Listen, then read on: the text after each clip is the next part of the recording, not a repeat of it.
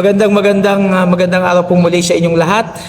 Konting kaalaman muli at gabay sa ating pang-araw-araw na buhay. Ito pong aking isi-share sa maiksing sandali ay isang malaking palaisipan sa akin at maaring sa inyong mga makikinig dahil doon sa narinig ko. Isang araw po ako'y nagbabrowse sa Facebook ko. Meron pong dumaan sa Facebook ko na sikat na preacher, sikat na mangangaral, magaling, maraming follower, magaling magsalita. At huminto ako sandali para pakinggan yung sinasabi niya kasi kilala ko po siya mismo. Kaya lang ang laking pagtataka po doon sa aking narinig kasi ang tinatalakay niya noon, ang lumabas sa kanyang bibig ay hindi raw kailangan ng Diyos ang ating paglilingkod. Kaya medyo natulala ako at napaisip. Sabi ko, hindi kailangan ng Diyos ang ating paglilingkod. Yun ang sabi niya. At kung kailangan daw ng Diyos, ibig sabihin, parang lumalabas hindi sa Diyos, hindi siya kumpleto. So walang kailangan ng Diyos kasi Diyos siya. Kaya hindi raw kailangan ng Diyos ang ating paglilingkod. Tagal ko pong napaisip, mga minamahal. At gusto ko kayo na humusga. Ang unang pumasok sa isipan ko, siyempre yung mga talata sa Biblia, hindi kailangan ng Diyos ang paglilingkod. Yun ang sabi niya. Ang nakalagay sa Exodus 4:23, nung gustong palayain ng Diyos ang Israelite sa bansang Egypt, ang nakalagay Exodus 4:23, let my son go, that he may serve me. Ang Diyos mismo ang nagsabi na gusto niya yung mga Israelite maglingkod sa Kanya, hindi doon sa Egypt. Tapos hindi lang yon. Sa Matthew 25:21 at saka Matthew 25:23, ilang beses inulit yung His Lord said unto him, well done, thou good and faithful servant. Well done, thou good and faithful servant. Nire-recognize nung talata yung matatapat na naglilingkod.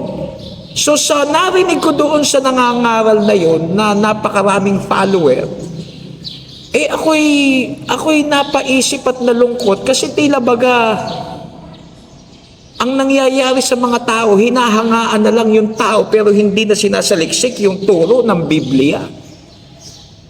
Tapos sa Hebrews chapter 6 verse 10, ni-recognize ng Diyos yung mga paglilingkod sa mga banal at hanggang ngayon daw nagsisipaglingkod kayo. Hindi niya nililimot yung mga paglilingkod na yon. Kaya gusto ko mga minamahal, mga kaibigan, mga kapatid, kayo na humusga. Hindi na ba kailangan ng Diyos ang paglilingkod? Kasi kung hindi na kailangan, ano pa ang saysay ng ating buhay bilang Kristiyano sa mundong ito? Bakit nagbili ng Great Commission ang Panginoong Hesus sa mga alagad? Hindi ba iyon ay paglilingkod? So kayo na po ang sumagot. Kaya ako, ang paalaala ko sa mga mananampalataya, di ba malinaw sinabi sa Bible, sa 1 John, test every spirit.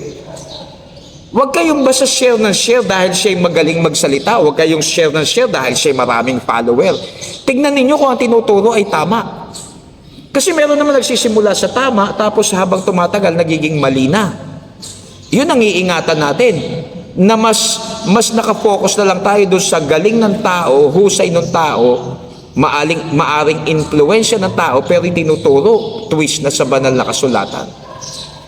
So ulitin ko po, ito po yung narinig ko sa kanya. Ito po narinig ko, hindi raw kailangan ng Diyos ang ating paglilingkod at dapat hindi na tayo maglingkod. Kaya napaisip din ako, bakit siya nangangaral pa? Hindi na pala kailangan, yung bang pangangaral, hindi paglilingkod? Kasi ang alam ko, nakipag-partner ang Diyos sa tao para i-accomplish ang kanyang goal na maibahagi yung mensahe niya sa lahat ng tao. Kung ang mensahe ng Diyos para sa tao, gagamitin din niya tao. Wag na rin tayo mag-church. Bahala na ang Diyos na magligtas kung sino gusto niyang iligtas, di ba? Kaya binibigay ko po sa inyo yung malaking palaisipan na yan. Narinig ko po yan sa isang mangangaral. And sad to say, identify siya na Christian preacher. So mga kapatid, paanalanginan tayo, maging mapanuri tayo sa turo ng salita ng Diyos, at hindi po biro, malaki ang ating pananagutan sa Panginoon. Muli, ito po ang inyong lingkod, ang Pekeng Kato.